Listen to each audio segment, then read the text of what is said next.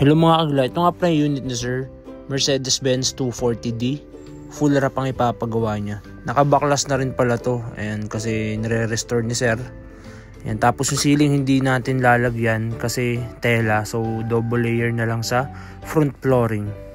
Pati itong trunk door niya nakadoble sa rear wheel well.